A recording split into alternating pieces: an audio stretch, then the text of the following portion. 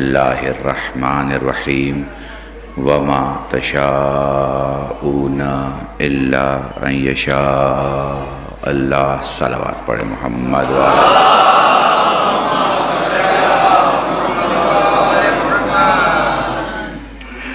عزیزان محترم.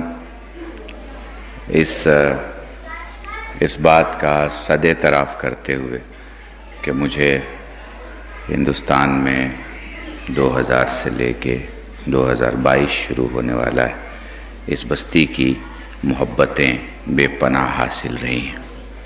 دور دراز کے علاقوں میں بھی اگر میں آیا ہوں تو آپ مومنین میں سے کسی نہ کسی کی وہاں موجودگی اس بات کی دلیل رہتی ہے کہ آج میں جو کچھ ہوں اور جہاں کہیں بھی پہنچا ہوں، ہندوستان کے کونے کونے کی دعاؤں میں آپ کی دعاؤں کا بھی ایک بہت بڑا حصہ ہے.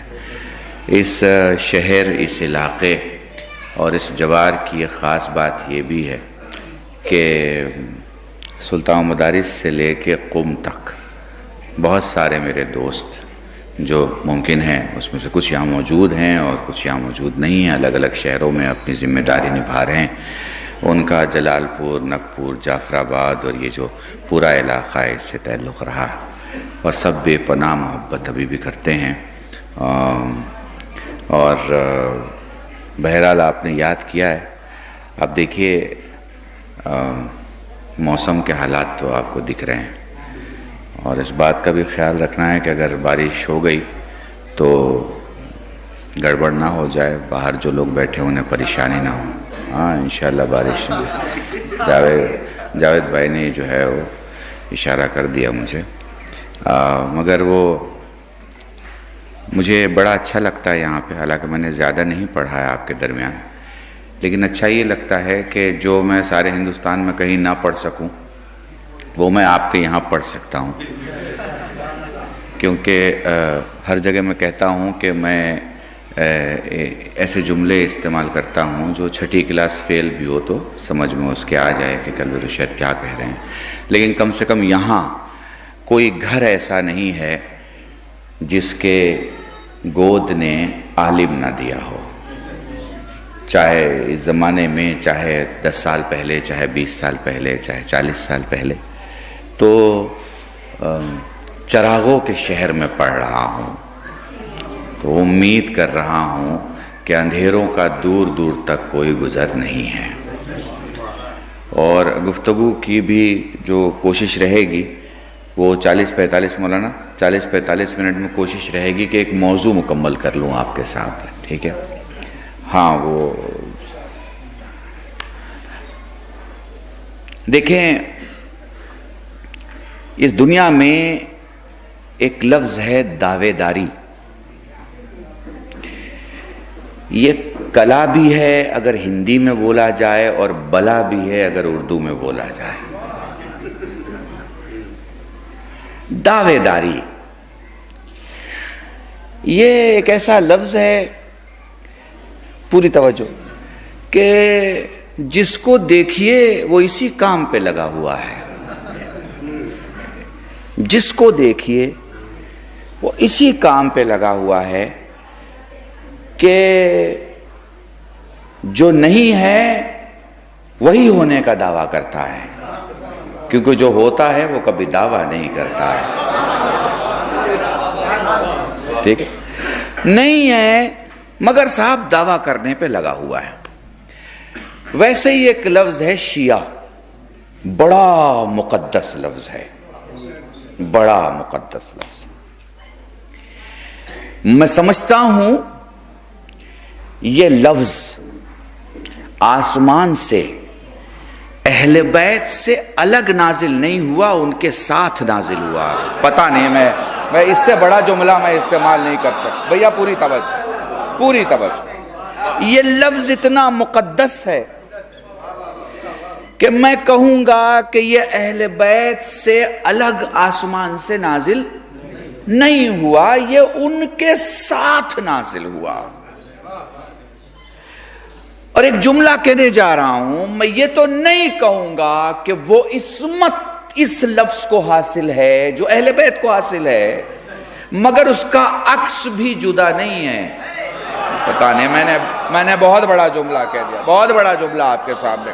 اگر میرے ساتھ آپ رہیں گے تو آپ محسوس کر جائیں گے انشاءاللہ. یہ لفظ شیعہ, چاہنے والا مولا کا پیروکار, بڑا مقدس لفظ ہے. خدا کی قسم بڑا مقدس ہے. مجھے میری طاقت اور حیثیت نہیں ہے کہ میں کہوں کہ وہ عصمت حاصل ہے. وہ عصمت انہی کو حاصل ہے, ان کے سوا وہ عصمت کسی کو حاصل نہیں ہے. چونکہ وہ دینے والے کے پاس تھی تو اس نے دیا. اب وہ اس کے پاس کیا تھی وہ جانتا ہے, ہم نہیں جانتے کہ اس نے کون سی عصمت دی. سمجھ رہے ہیں نا؟ ہم اہل بیت کے بارے میں کیا جانتے ہیں اور کتنا جانتے ہیں. میری 20 سال پہ 34 سال کی خطابت میں 20 سال پرانا جملہ آپ کو سنا رہا ہوں. نیا مسافر آپ کے جعفر آباد اسٹیشن سے نکل رہا ہو, کھڑکی کے باہر گردن باہر نکال کے اور ریلوے کے بورڈ پہ اردو میں لکھا ہوا پڑھے جعفر آباد, تو پڑھ کے کتنا سمجھ جائے گا؟ وہ پڑھ کے نہیں سمجھا جاتا, رہ کے سمجھا جاتا ہے. اہل بیت پڑھ کے نہیں سمجھے جاتے, جی کے سمجھے جاتے ہیں. ٹھیک ہے, اب میرے ساتھ رہے گا. ایک چھوٹی سی گفتگو ہے, مکمل ہو جائے تو پھر میں موضوع شروع کروں آپ کے سامنے. تو صاحب سایہ ضرور رہتا ہے, عصمت کا سایہ ضرور ہے, عصمت کا سایہ ضرور ہے. اب ذرا دور دور تک چلے جائیے, وہ واقعہ ذہن میں علماء کا یاد کیجئے کہ یہ کہا گیا کہ صاحب کس کی شب قضا نہیں ہوئی اور کس نے ترک اولا نہیں کیا اور کس نے حرام نہیں کیا. یہ ذہن میں آ رہا ہے نا, آپ سب پڑھے لکھے ہیں, آپ نے ہزاروں مجلس سے سن رکھی ہیں, ٹھیک ہے نا؟ تو یہ سایہ ہے, سایہ. یہ اتنے سارے دعووں اور حقیقتوں کو دیکھ کے کبھی یہ سوچئے گا بھی مت کہ ان میں سے کوئی اہل بیت جیسا تھا. دور دور تک مت سوچئے گا. یہ جیسا لفظ کا بھی اطلاق یہاں پہ نہیں ہو سکتا بھائی, نہیں ہو سکتا, کسی بھی حالت میں نہیں ہو سکتا. بات سمجھ رہے ہیں؟ تو کیا ہے سایہ؟ سایہ جسے میں اپنی زبان میں کہتا ہوں کاپی. اوریجنل پاسپورٹ آپ نے زیروکس میں ڈالا اور مشین سے ایک کاپی نکالی. کاپی جتنی اچھی مشین ہوگی, آئے ہائے آئے آئے, آپ نہیں سمجھیں گے تو کوئی نہیں سمجھ. میں حسب و نسب کو یہاں پیش کر رہا ہوں صرف ایک جملے میں. جتنی اچھی مشین ہوگی, اور اگر کاپی اچھی نہیں نکلی تو کاغذ کا قصور نہیں ہے. سمجھ رہا ہوں میری بات کو؟ تو ٹھیک ہے, یہ کاپی ہیں ساری کی ساری. اصل کون ہے؟ اہل بیت ہیں. تو اب اس ساری دنیا میں ان کے چاہنے والوں کی جو بھیڑ ہے, ان چاہنے والوں میں جو ان کا مرجع اول ہے ابو ذر. ابو ذر. حاکم نے کچھ پیسے بھجوائے, دروازہ کھولا, سامنے نمائندہ. کیا لے کے آئے ہو؟ کہا تھیلی لے کے آیا ہوں. کس نے بھیجا ہے؟ کہا حاکم نے بھیجا ہے. کہا تم غلط جگہ آ گئے ہو. اور اللہ کی قسم جو 2 جملے جناب ابو ذر نے کہے, یہیں سے میری تقریر شروع ہوگی. پوری توجہ چاہتا ہوں بھیا, پوری توجہ. جناب ابو ذر فرماتے ہیں تم نے ایک وقت میں 2 غلط کام کیے. پہلے تو تم نے یہ سوچا کہ تم ابو ذر کو خرید لوگے. پوری توجہ, جو باہر بیٹھے ہیں, جو اندر بیٹھے ہیں, میرے جوان, میرے بچے جو کل علم اٹھائیں گے, کل تعزیہ اٹھائیں گے, کل شیعت کے راستے پر آگے چلیں گے, خادم رہیں گے اہل بیت کے, عزاداری کے ان سے. پہلے تم نے یہ سوچا کہ تم ابو ذر کو خرید لوگے, اور دوسری غلطی تم نے یہ کی کہ تم نے یہ سوچا میں اپنا علی بیچ دوں گا.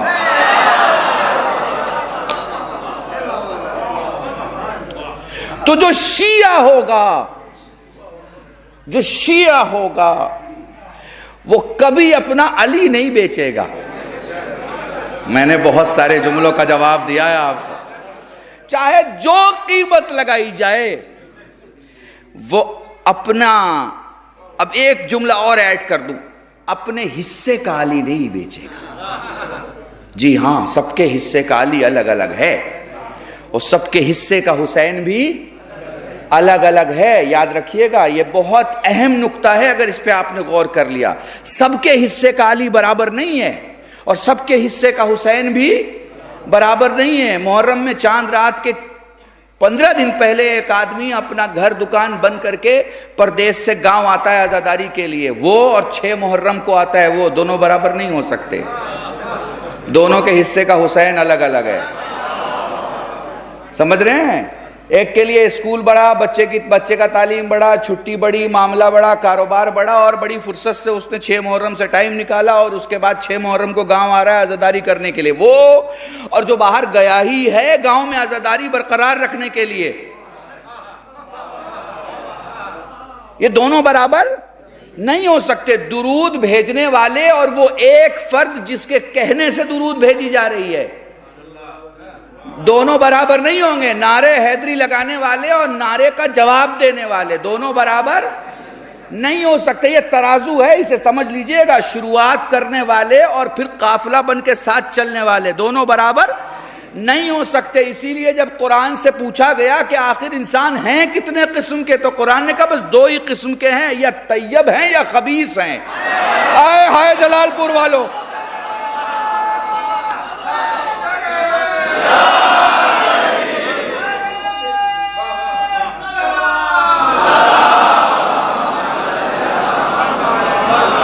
نہیں جوانوں تمہیں ہدیہ دے رہا ہوں بڑے آرام سے, بہت دھیرے دھیرے, لیکن اس جملے کو محفوظ رکھنا, اپنے قلب میں اور اپنی اولادوں تک پہنچانا, یاد رکھنا. دیکھو انسان کے, جاوید بھائی, انسان کے جسم میں 900 قسم کے بخار ہیں. فرمان 900 قسم کے بخار. جب جسم میں اتنے بخار ہیں تو خود انسان کی بھی تو بہت ساری قسمیں ہوں گی ہیں, مگر قرآن نے ان قسموں کا تذکرہ نہ کیا. ایک پورا اللہ کو قرآن نازل کرنا پڑتا اگر انسانوں کی قسمیں ہی بیان کرنی پڑتی اسے. ٹھیک ہے نا, یہ 6666 آیتوں میں پوری قسمیں نہیں آ پاتی کتنے قسم کے انسان ہیں. چونکہ ایک قسم کا انسان پھر صبح کو کچھ اور ہوتا ہے, دوپہر کو کچھ اور ہوتا ہے, شام کو کچھ اور ہوتا ہے, شادی کے پہلے کچھ اور ہوتا ہے, شادی کے بعد کچھ اور ہوتا ہے, بے ایمانی میں کچھ اور ہوتا ہے, ایمان میں کچھ اور ہوتا ہے, امام باڑے کے باہر کچھ اور ہوتا ہے, اندر کچھ اور ہوتا ہے, مسجد کے اندر کچھ اور ہوتا ہے, مسجد کے باہر کچھ اور ہوتا ہے. اتنی قسمیں انسان کی. میرے اللہ تیرے بندوں کی تعداد میں کس کو کیا مانوں, کتنی قسمیں؟ اس نے کہا بس 2. بنانے والے نے کہا ہے 2 تو بس 2 ہی رہیں گی, تیسری نہیں آئیں گی. 2 قسمیں ہیں, کیا؟ خبیث اور طیب. اب شیعت آپ کو کیا سکھاتی ہے؟ شیعت 1400 برس سے یہی سکھاتی ہے کہ جو خبیث ہیں ان پہ لعنتیں بھیجو اور جو طیب ہیں ان پہ درود بھیجو.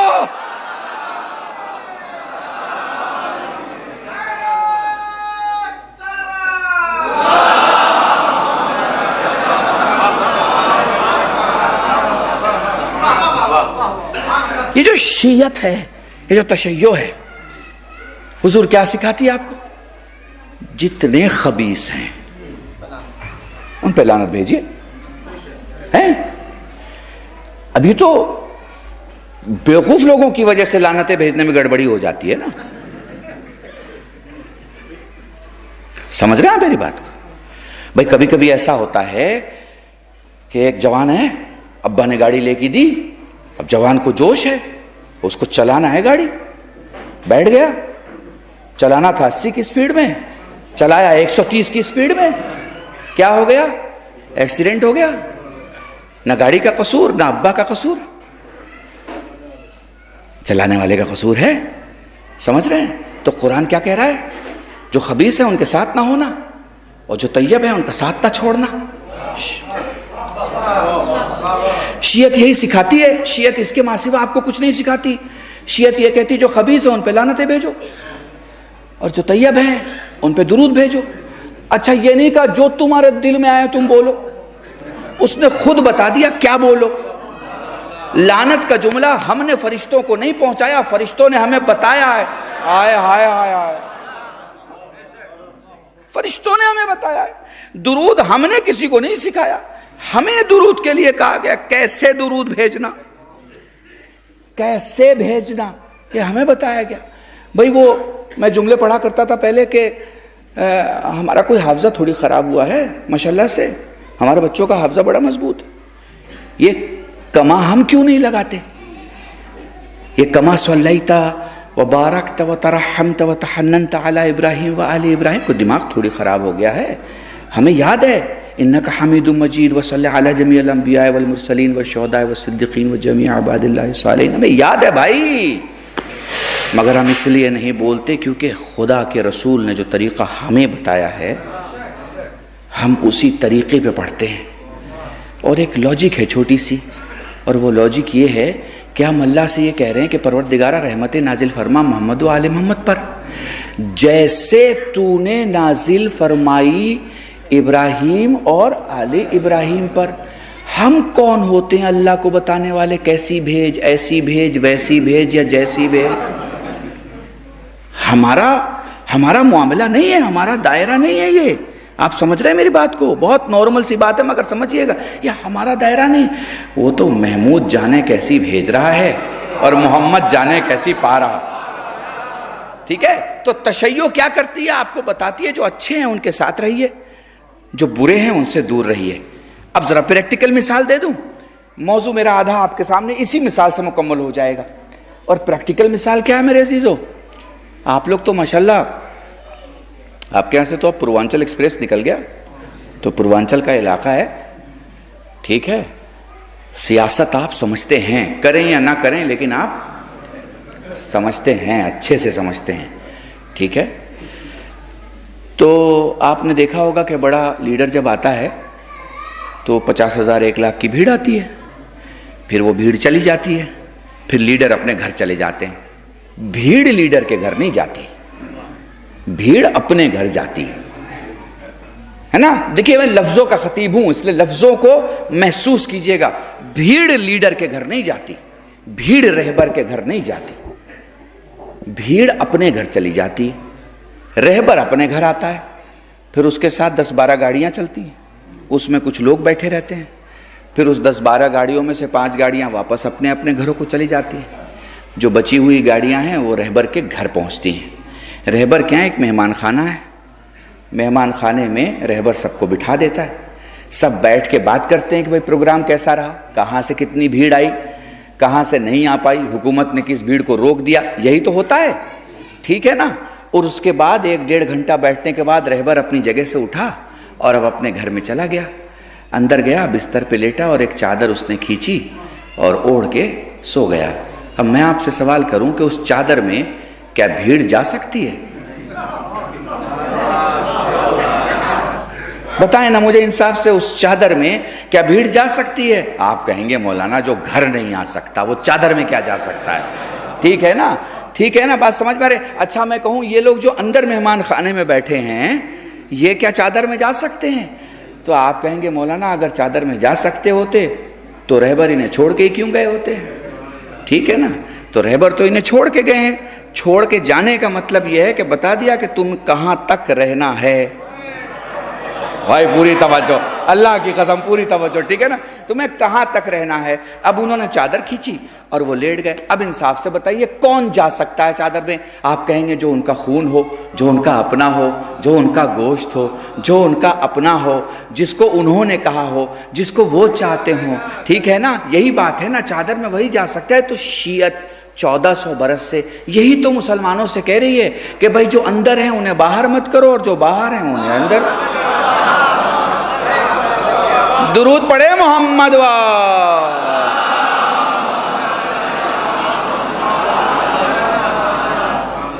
ٹھیک ہے. تو دعوے داری کرنے میں کوئی اپنے آپ کو شیعہ کہے تو دلیل ضرور مانگیے، اور وہ دلیلیں کیا ہو سکتی ہیں؟ میں آپ کو پہلی دلیل پیش کر رہا ہوں. بے وقوف کبھی شیعہ نہیں ہو سکتا. بے وقوف کبھی شیعہ نہیں ہو سکتا. اور اسی بات کو پلٹ دیجئے، شیعہ کبھی بے وقوف نہیں ہو سکتا. اگر کسی کو کہیں کوئی بے وقوفی کرتا ہوا آپ پائیں،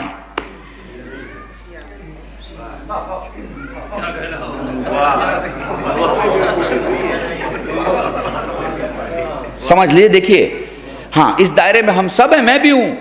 کبھی آپ یہ مت سمجھیے گا کہ میں نے اپنے آپ کو نہ جانے کہاں بٹھا رکھا ہے کوئی اچھی خاص پوزیشن پہ سوچ کے، اور میں خدا نہ کرے ان سننے والے لوگوں سے کہہ رہا ہوں کہ جو ممکن ہے سند یافتہ نہ ہو، دیکھیے دو چیزیں یاد رکھیے گا، ایک ہے سند یافتہ ہونا، ایک ہے تعلیم یافتہ ہونا۔ شیعہ ممکن ہے سند یافتہ نہ ہو، یہ ممکن نہیں ہے کہ تعلیم یافتہ نہ ہو۔ 5 سال کے شیعہ کے بچے کو فرش اعضاء سے 15 سال تک اتنا مل جاتا ہے کہ اسے پتا ہوتا ہے کہ لعنت کہاں بھیجنی ہے، درود کہاں بھیجنا ہے۔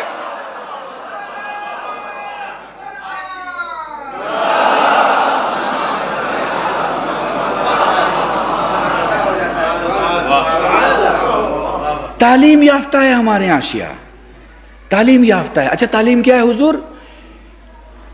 تعلیم وہ بادام پستہ ہے جس سے عقل مضبوط ہوتی ہے۔ جتنی تعلیم ہوگی اتنی عقل مضبوط ہوگی، عقل مضبوط ہوگی تو آدمی مضبوط ہوگا۔ آدمی جسم سے مضبوط نہیں ہوتا،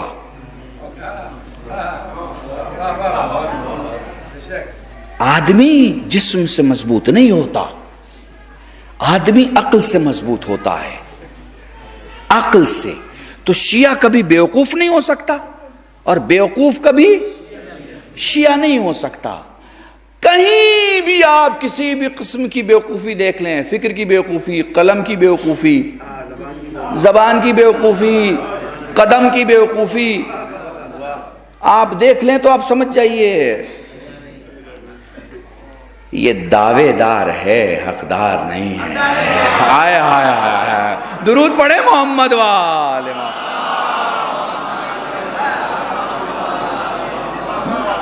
ٹھیک ہے، اب سوال یہ ہے کہ ان کی علامت کیا ہے، کیسے ہوتے ہیں یہ لوگ؟ پہلی نشانی شیعت کی یہ ہے کہ وہ بعثت پہ یقین رکھتا ہو۔ جی، بعثت رسول پر یقین رکھتا ہو، پہلی علامت ہے۔ اگر وہ خود کو شیعہ کہہ رہا ہے اور اس کو بعثت سمجھ میں نہیں آ رہی ہے تو آپ اس کی شیعت کو مت سمجھیے گا، اسی کی شیعت کو سمجھیے گا جس کو بعثت سمجھ میں آتی ہو۔ سمجھ گئے آپ میری بات کو؟ بعثت ہے تو پھر شیعت ہے۔ دوسری بڑی علامت، بعثت کے بعد وہ غدیر کو مانتا ہو۔ اب دیکھیے گا بہت بڑی بھیڑ میں میں شیعت کو ڈھونڈ کے لا کے آپ کے سامنے رکھوں گا، بڑی بھیڑ ہے، بہت بھیڑ ہے، اس بھیڑ میں ڈھونڈ رہا ہوں کیونکہ سب دعوے دار ہیں نا، سب دعوے دار ہیں، اس لیے اس بھیڑ میں ڈھونڈ کے لا رہا ہوں۔ پہلا بعثت کو مانتا ہو، دوسرا غدیر کو، بعثت کا سلسلہ غدیر سے مانتا ہو اور غدیر کو بعثت کی تکمیل مانتا ہو۔ اللہ کی قسم، ٹھیک ہے؟ اچھا اگر وہ کہے کہ صاحب میں بعثت بھی مانتا ہوں اور میں غدیر بھی مانتا ہوں تو پھر اس سے پوچھئے کہ تو عاشور کو مانتا ہے کہ نہیں مانتا۔ دیکھیں بھیڑ سے الگ کر رہا ہوں میں، مجمع سے الگ کر رہا ہوں، بہت بھیڑ ہے پوری دنیا میں، اس پوری دنیا میں بعثت کے ماننے والوں کو دیکھیے، اس کی بعثت کے علم کو دیکھیے، اس کے بعثت کو علم کو دیکھیے۔ دوسرے بھی بعثت کو مانتے ہیں، وہ عمر میں مانتے ہیں، ہم نبوت کو نبی کی ذات میں مانتے ہیں۔ کیونکہ سمپل سی بات ہے نا، آپ سے کوئی پوچھے کہ دودھ کب سے سفید ہے،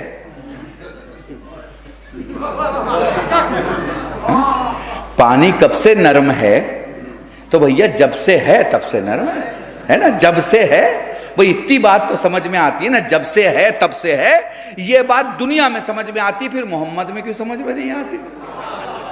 بھئی وہ جب سے ہے تب سے نبی ہے۔ درود پڑھے محمد والے۔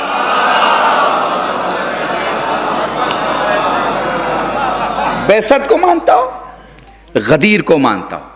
اب غدیر پہ آ گئے، کہتا صاحب میں تو غدیر کو بھی مانتا ہوں، ٹھیک ہے، عاشور کو مانتا ہو۔ اب بھیڑ جمع ہو رہی ہے، کچھ تو چھٹ گئے مگر ابھی بھی بھیڑ ہے، ٹھیک ہے، اس سے پوچھے بھائی عاشور کو مانتے ہو؟ کہتا ہاں میں عاشور کو مانتا ہوں۔ پھر پوچھئے مہدویت کو مانتے ہو کہ نہیں مانتے ہو؟ اللہ اکبر، یہ ساری بھیڑ یہیں چھٹ جائے گی۔ سمجھ رہے ہیں میری بات؟ ساری بھیڑ چھٹ جائے گی، ساری بھیڑ چھٹ جائے گی۔ بعثت، غدیر، عاشور، مہدویت۔ اگر وہ کہتا ہے ہاں میں مانتا ہوں، پھر اسے ضرور مانیں، اس لیے مانیں کہ یہیں پہ تشیع مکمل ہوتی ہے، محمد سے چلتی ہے، مہدی پہ ختم ہوتی ہے۔ درود پڑھے محمد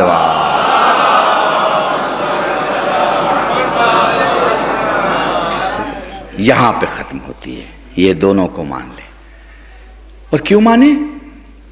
اس لیے مانے کہ اس کی زندگی میں جو اصول ہوں گے وہ مولا کی سیرت کے مطابق ہوں گے، سیرت کے مطابق۔ میں نے بمبئی میں ایک جملہ کہا، دیکھیے جو عقلاء ہیں، جو عرفان کے ڈپارٹمنٹ کے لوگ ہیں، وہ اس بات کو اذان ہو رہی کیا؟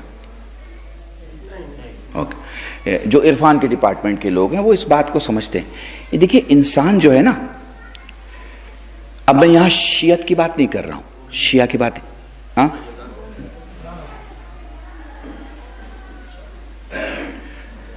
میں وہی سوچ رہا تھا کہ کان بہت جلدی خراب ہوا۔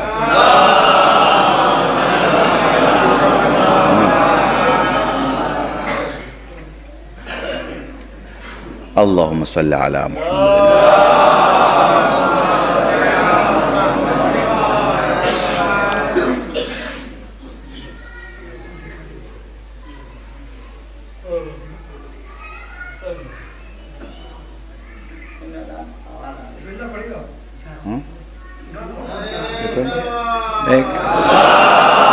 اللہم صلی علی محمد۔ ایک کا انتظار کر لیتے ہیں، کوئی مسئلہ نہیں ہے۔ شیعت یہی ہمیں سکھاتی ہے کہ ذکر ذکر کو کبھی نہیں روکتا۔ ہم جو کر رہے ہیں یہ ذکر ہے۔ ختم؟ ہاں ایک بار درود پڑھ دیں محمد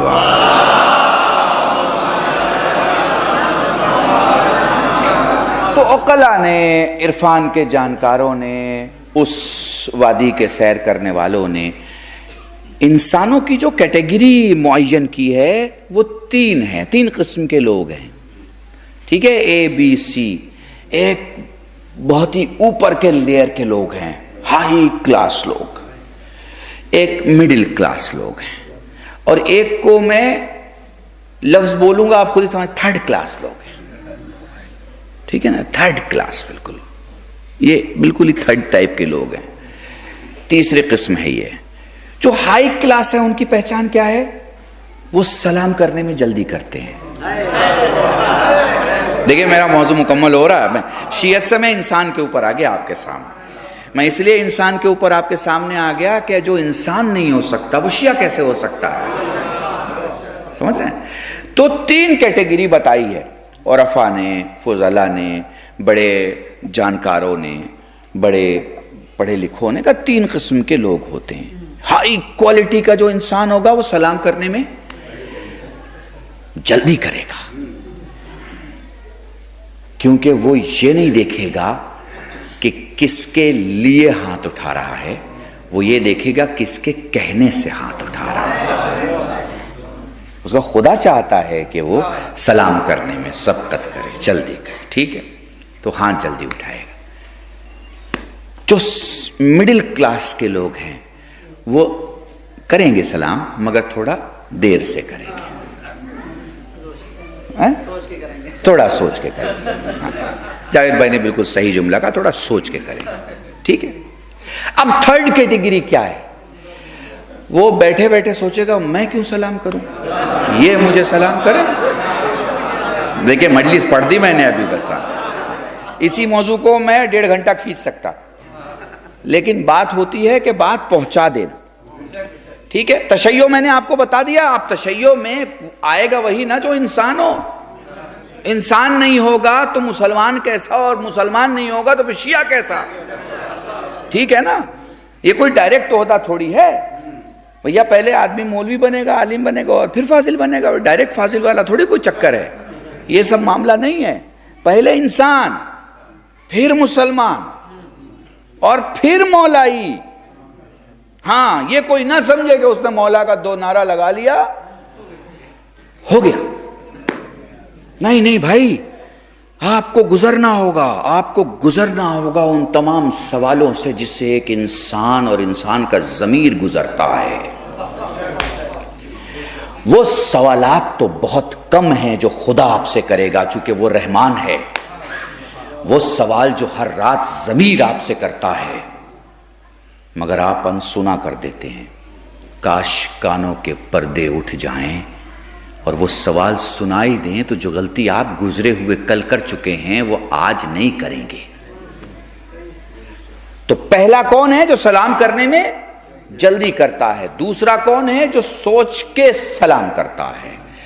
تیسرا کون ہے جو یہ سوچتا ہے کہ میں کیوں سلام کروں؟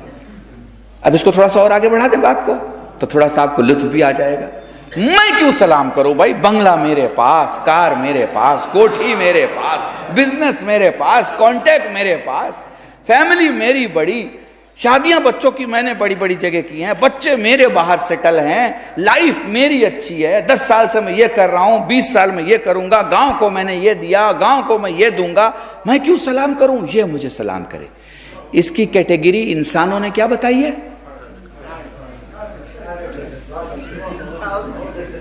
3rd کلاس کا آدمی ہے یہ. اسے یہ تو دکھتا ہے کہ اس کی نظروں کے سامنے کوٹھی کتنی بڑی ہے، یہ نہیں دکھتا کہ خدا کی نگاہوں میں انسان کتنا بڑا ہے.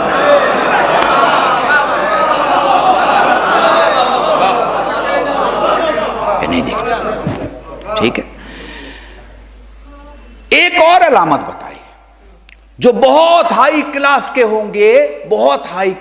ہوں گے، وہ دوسروں کی عزت بچانے کے لیے پریشان ہوں گے.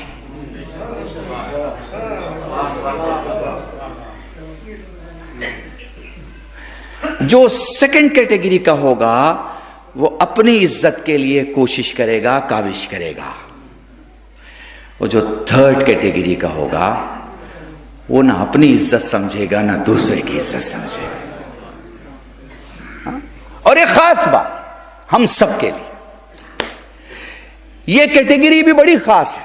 جو سب سے بڑے ہوں گے وہ اعتراض جب آپ ان کے کریے، ان کی بات میں کوئی نقص نکالیے تو وہ اعتراض کے آئینے میں اپنا چہرہ ٹھیک کر لیں گے. دوسری کیٹیگری اعتراض کو سنے گی، سمجھے گی بھی، قبول نہیں کرے گی. 3rd کیٹیگری وہ ہے جو اعتراض کو سنتے ہی گالیاں دینا شروع کر دے گی.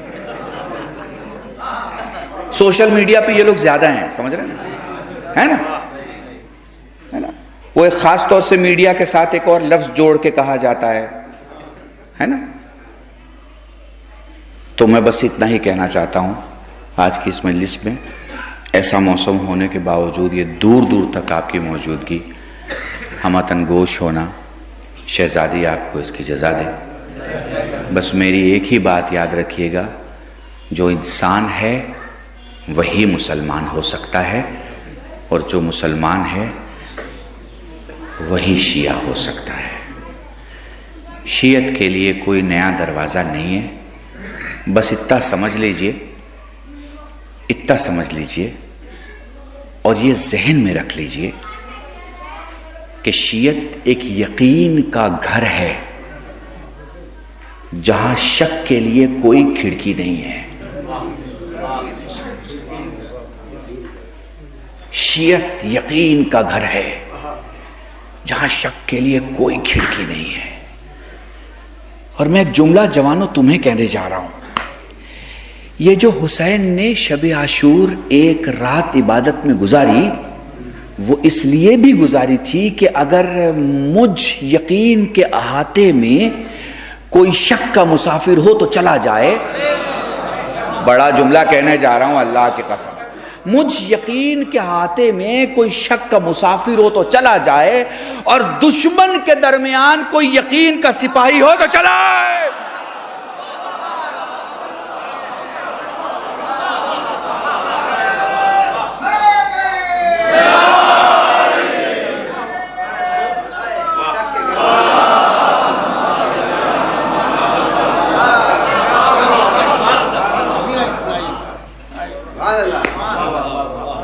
اللہ کی قسم یقین سے یقین کا سفر ہے، ماں کی گود سے شیعت کا سفر۔ آپ خوش نصیب ہیں کہ آپ شکوک کے راستے سے نہیں گزرے، آپ یقین سے یقین کے راستے پہ چلے ہیں۔ اور پھر کس یقین سے کس یقین کے راستے پہ چلے ہیں کہ ادھر سے جب واپس پلٹے ہیں رسول تو یہی پوچھا ہے نا کہ میں تمہیں بتاؤں کہ میں نے کیا کیا دیکھا؟ تو ایک سننے والا تھا نا جس نے کہا کہ نبی اللہ میں سناؤں یا آپ سنائیں گے؟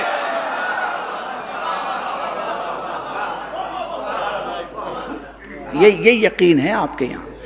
اللہ کی قسم اس یقین کو ٹوٹنے مت دیجیے، اس کو بکھرنے مت دیجیے۔ تشیع کا نام ان دنوں بہت بدنام کرنے کی کوشش کی گئی، تشیع کا نام ان دنوں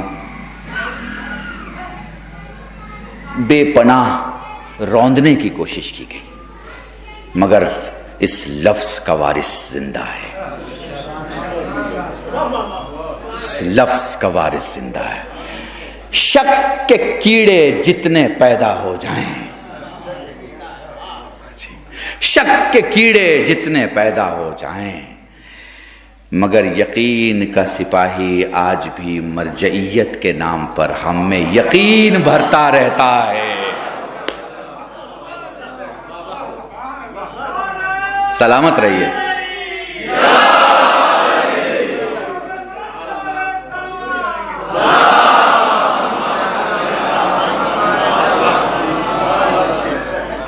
آپ بتائیے، ایک آدمی مجھے دکھا دیجئے، ایک آدمی، پوری برادری سے کہہ رہا ہوں میں، صرف جلال پور سے نہیں، پوری شیعت کی برادری سے کہہ رہا ہوں کہ آپ میں سے کوئی اپنے مرجع کے پاس گیا ہو، چاہے وہ کوئی بھی مرجع ہو، کہ ہم نے سوال پوچھا اور وہ جواب نہیں دے پائے؟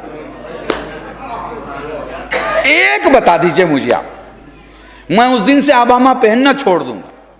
آپ مجھے ایک بتا دیجئے کہ قبلہ، ارے چھوڑیے کیا بڑی بڑی باتیں آپ کر رہے ہیں، ہم تو 3 بار سفر میں گئے زیارت کے اور 5 بار گئے اور ہم نے فلاں سے پوچھا اور ہمیں جواب نہیں ملا۔ جواب ملتا ہے اور ایسے ملتا ہے کہ آپ پھر وہ سوال کسی دوسرے سے پوچھتے ہی نہیں۔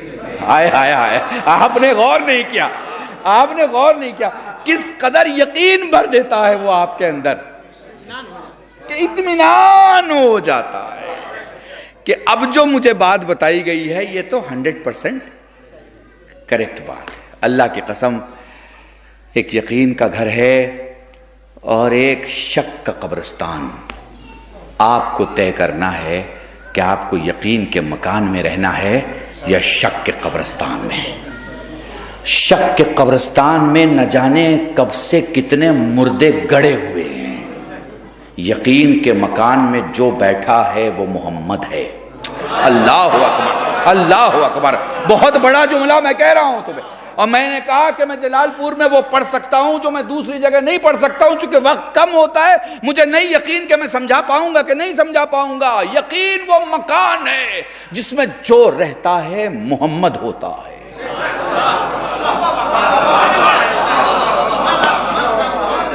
اللہ اکبر، کاش مجھے مولا طاقت دی تو سمجھ میں آپ کو سمجھا سکوں۔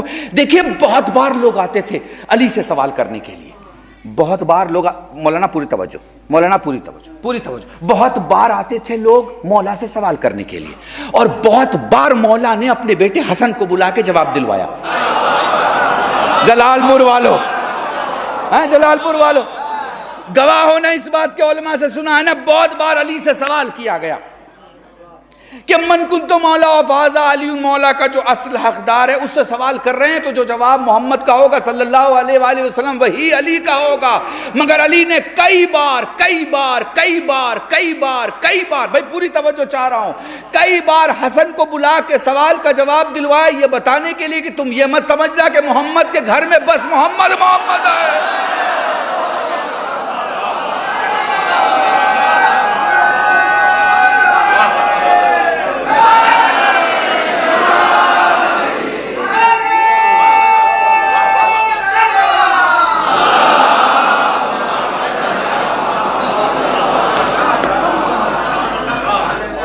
کلنا محمد ہے، سب کے سب محمد ہے، بچہ بڑا جو بھی ہے محمد ہے۔ تو یہ اعلان جو غدیر میں ہوا نا، یہ اہل بیت کے گھر میں اسی وقت ہو چکا تھا جب چادر کے اندر چہار تن جمع ہوگا. آئے ہائے ہائے ہائے ہائے آئے ہائے ہائے ہائے. یہ اسی وقت ہو چکا تھا. سمجھنے کی دیر تھی. جن کی سمجھ تھی وہ سمجھ گئے. جو سمجھ گئے وہ سلمان ہو گئے. جو جھک گئے وہ ابو ذر ہو گئے. جو ہاتھ پھیلا کے کھڑے ہو گئے وہ مقداد ہو گئے. جنہوں نے قدموں کی دھول پیشانی پہ لگا لی وہ حذیفہ یمان ہو گئے نا. یہ سارے کیوں؟ کیونکہ اہل بیت کے دروازے پہ جھک گئے. ان کے دروازے پہ جھک جاؤ، تمہیں وقت کا مختار بنا دیں گے. بس اب آخری جملہ ربط مصائب کے پہلے آخری جملہ. ان کے دروازے پہ جھک جاؤ، یہ تمہیں مختار بنا دیں گے. اب میرے جوانوں میں تمہیں کہہ رہا ہوں، تم سے کہہ رہا ہوں، یاد رکھنا کل بھی رشید کی یہ بات. ہر شیعہ میں ایک مختار ہوتا ہے. 1 گھنٹے کی گفتگو کو 2 جملے میں بند کر رہا ہوں.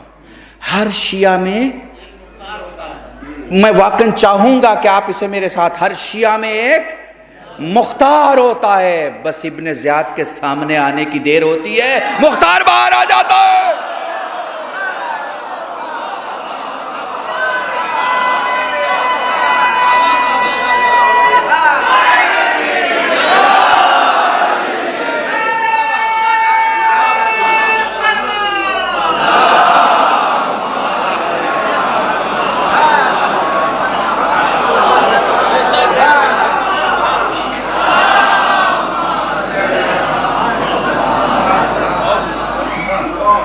یاد رکھنا، اللہ نے تمہاری قیمت جنت رکھی ہے. جنت سے کم کے بدلے میں اگر کوئی تمہیں خریدنے کی کوشش کرے تو کبھی مت بیچنا، خسارے کا سودا ہوگا. یاد رکھنا اللہ کی قسم. اور آپ تو مولا کے چاہنے والے ہو، آپ کے مراتب تو بہت بلند ہیں. آپ کے آنکھوں سے نکلتا ہوا پانی جو اہل بیت کے غم میں بہے، جب وہ اللہ کی ترازو میں تولا جائے تو پھر اس کے بدلے میں کیا عظمتیں ہیں وہ آپ سب کو معلوم ہے، آپ سب کو پتہ ہے. اپنی طاقتوں کو سمیٹیں.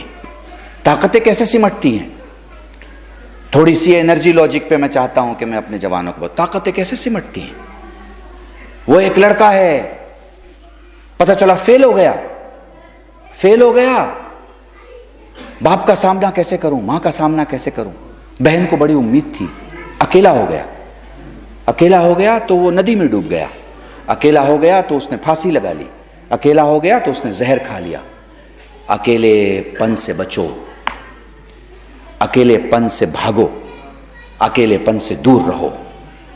فرشیازہ تمہیں اس اکیلے پن سے باہر نکالتی ہے. یہ اکیلا پن ناکامیوں میں آتا ہے. ناکامیوں میں بزنس کا آرڈر ملا، آپ نے مال بنایا، بیچا، فیل ہو گیا، آپ قرض کے نیچے آ گئے، دب گئے. اب آپ پریشان ہیں آپ اب کیا کریں؟ تب آپ کو کیا چیز کام آتی ہے؟ آپ کو گھر، فیملی، بچے، جو آپ کی انٹرنل انرجی ہے یہ آپ کے کام آتی ہے. آپ کو پتہ ہے، اس انرجی کی حفاظت کریں.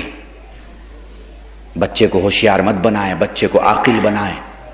ہوشیار بچے بڑھاپے میں اپنے ماں باپ کو بھجوا دیتے ہیں وردھاشرم. عاقل بچوں کو اپنے ماں باپ کے سامنے جنت دکھائی دیتی ہے. عاقل بچوں کو. اور جوانوں، تم سے کہہ رہا ہوں، مصیبتوں کے سامنے ہار مت مانا کرو. تم مولائی ہو.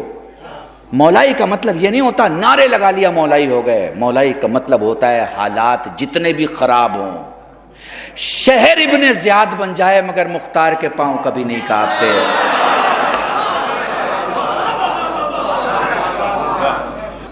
یاد رکھیے گا، خدا کی خوشنودی کے لیے کام کیجئے. ملک بھی خوش رہے گا، مالک بھی خوش رہے گا، اور مولا بھی خوش رہے گا. کسی اور کو خوش کرنے کے لیے اگر کام کیجئے گا تو دنیا میں ہی جلنے کی سرٹیفکیٹ مل جائے گی. یاد رکھیے گا، ذہن میں رکھیے گا، اور مضبوطی کے ساتھ. آپ کے مولا نے کتنا بڑا شیعت کا دسترخوان ہے. میں ایک جملہ کہوں، بھیا پوری توجہ، کتنا بڑا دسترخوان ہے. ایک جملہ آپ کو سناتا ہوں. آپ رمضان میں روزوں میں نماز کے بعد محترم سے محترم وقت میں جب آپ دعا کرتے ہیں تو کیا کہتے ہیں؟ اللہم اشفِ کل مریض. کل، اس کل میں کون کون شامل ہے؟ سب ہے نا، سب ہے نا اس میں. یہ ہے شیعت کا دسترخوان، یہ ہے شیعت کا دسترخوان. ہم مریضوں کے لیے دعا کرتے ہیں، ذات پات نہیں دیکھتے. ہم بھوکے کے لیے دعا کرتے ہیں، ذات پات نہیں دیکھتے. ہم بے مکان کے لیے دعا کرتے ہیں، ذات پات نہیں دیکھتے. ہم پیاسے کے لیے دعا کرتے ہیں، ذات پات نہیں دیکھتے. مجبور کے لیے دعا کرتے ہیں، ذات پات نہیں دیکھتے. ہم بیمار کے لیے دعا کرتے ہیں، ذات پات نہیں دیکھتے. کیوں نہیں دیکھتے؟ کیوں نہیں دیکھتے؟ کیونکہ دسترخوان بڑا ہے. دسترخوان بڑا ہے بھائی. محلے والوں کو وہی کھلائے گا نا جس کا دسترخوان بڑا ہو. جس کا دسترخوان اتنا چھوٹا ہو کہ گھر والے بھوکے مر رہے ہیں، وہ دوسروں کو کیا کھلائے گا؟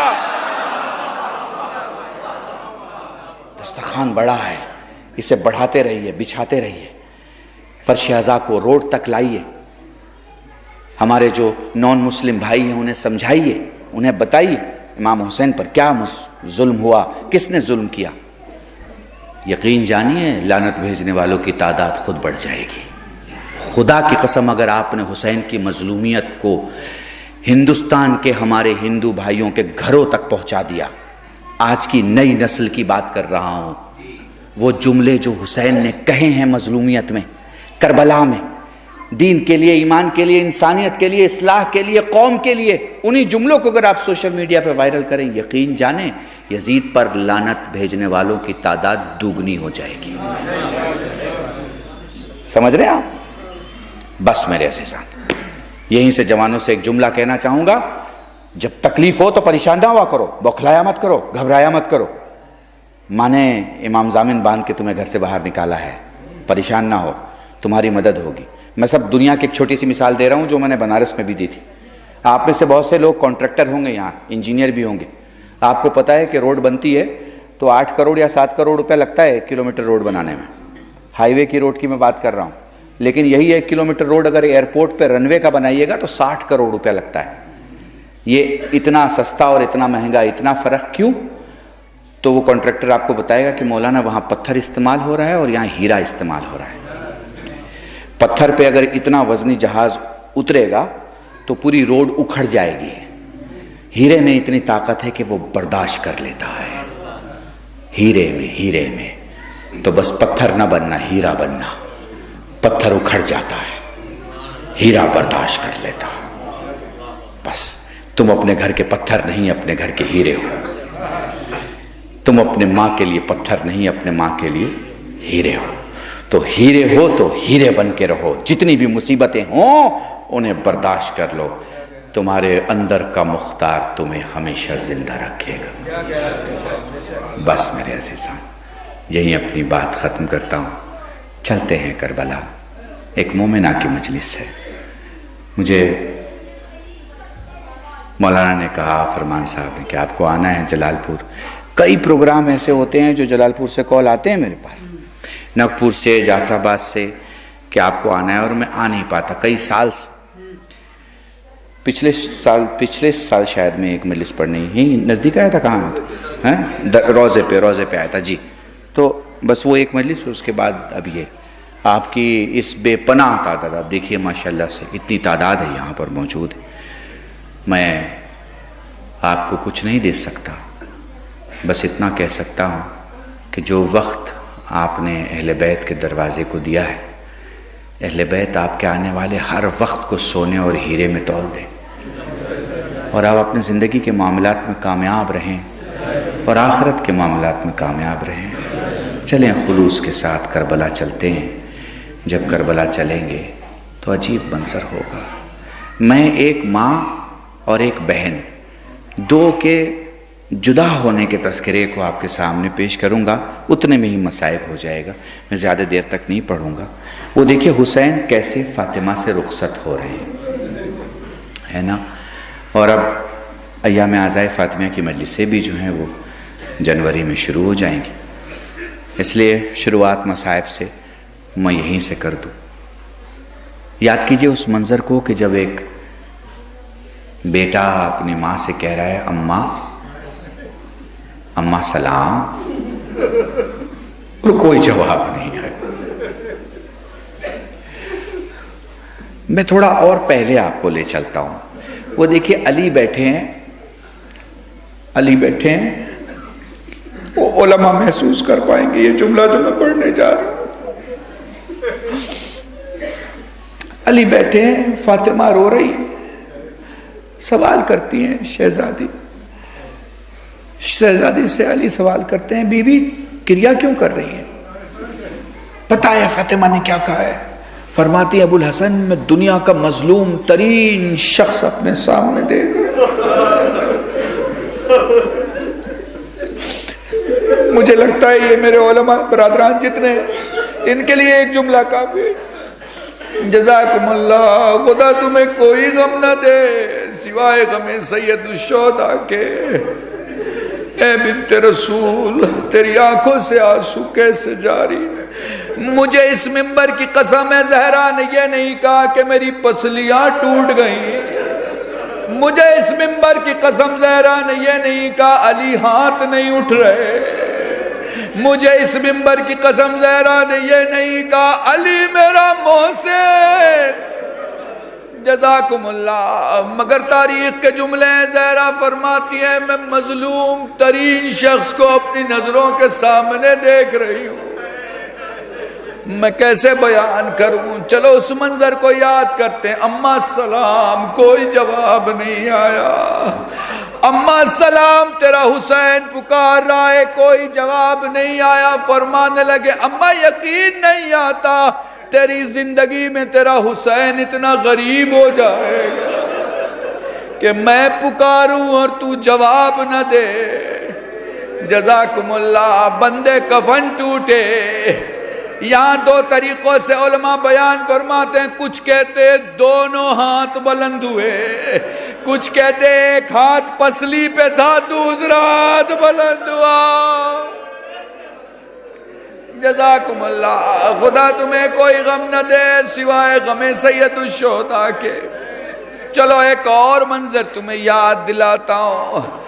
وہ لو زہرا فرمایا کرتی تھی علی آپ کو احساس دلاؤں کہ فاطمہ اپنے بیٹے کو کتنا چاہتی تھی۔ اے علی میری قبر پہ ضرور آنا، اے علی جب میری قبر پہ آنا یاسین ضرور پڑھنا۔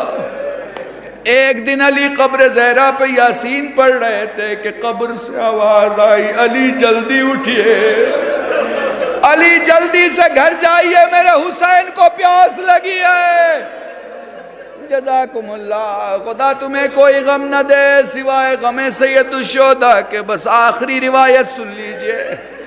فاطمہ کو دفن کر کے قبر رسول اور قبر فاطمہ کے بیچ میں کچھ یوں علی بیٹھ گئے، چہرہ رسول کے روضے کی طرف، فرمانے لگے یا رسول اللہ مجھ سے نہ پوچھئے کہ فاطمہ پہ کیا گزری، اے رسول اللہ آپ کی بیٹی آپ کے پاس ہے، پوچھے میری زہرا پہ کیا مصیبت گزری۔ جزاکم اللہ، لو بیٹے سے ماں جدا ہو گئی۔ اب میں ایک منظر آپ کے سامنے پیش کروں گا، ایک بھائی سے بہن کیسے جدا ہو رہی ہے اور ایک بہن سے بھائی کیسے جدا ہو رہا ہے۔ علامہ حافظ کفایت حسین مرحوم پڑھا کرتے تھے امام حسین میدان میں آئے، چاروں طرف سے تیر و تبر کی بارش ہوئی، میرا مظلوم امام گھوڑے سے زمین پہ آیا، 82 بار حسین نے اٹھنے کی کوشش کی مگر میرا مظلوم امام اٹھ نہ سکا۔ علامہ مرحوم پڑھا کرتے تھے مدینے سے لے کے کربلا تک کوئی وقت ایسا نہ گزرا جب زینب دیکھیں اور حسین دکھائی نہ دے۔ زینب دیکھتی حسین دکھائی دیتے، چاہے داہنے دکھائی دیتے، چاہے بائیں دکھائی دیتے، چاہے سامنے دکھائی دیتے۔ علی کی بیٹی نے چاروں طرف دیکھا، جب حسین دکھائی نہیں دیے تو تلے زینبیہ کی بلندی پہ کھڑے ہو کے فرماتی آسمان مجھے میرا حسین دکھائی نہیں دیتا، اے ذوالجلال مجھے میرا حسین دکھائی نہیں دیتا، اے زمین کربلا دکھا تو صحیح میرا ماجا کہاں ہے۔ دھیرے دھیرے زمین کربلا بلند ہونے لگی. حسین نے کونی کی طاقت سے گردن پیچھے کھینچی. اٹھتی ہوئی زمین کربلا کو دیکھ کے پوچھا تو کیوں بلند ہو رہی ہے؟ مولا زینب پکار رہی ہے. واپس پلٹ، وہ میرے زخموں کو نہیں دیکھ سکتی. اے مولا جب تیرے زخموں کو نہیں دیکھ سکتی پھر 70 قدم کے فاصلے پہ کٹتی ہوئی گردن کیسے دیکھی ہوگی؟ ہائے زینب، ہائے سیدہ، ہائے کربلا.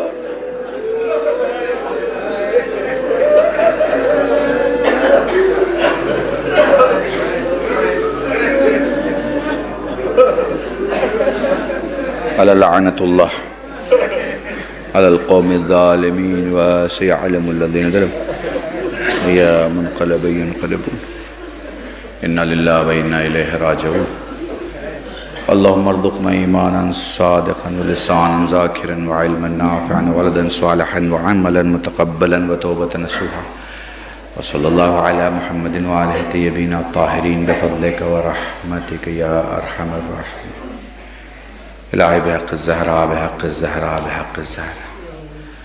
پروردگارہ ہمارے گناہوں کو معاف فرما، دعاؤں کو قبول فرما، عزت و حجت کے ظہور میں تعجیل فرما، سب کو ان کے ناصرین میں شمار فرما. جو لا ولد ہو انہیں اولاد عطا فرما، اولاد والے ان کے اولاد کو سیرت صالحہ سے راستہ فرما. الہی بحق الزہرا دنیا میں جہاں کہیں بھی انسان کورونا کی مصیبت سے دوچار ہیں ان کی مدد فرما.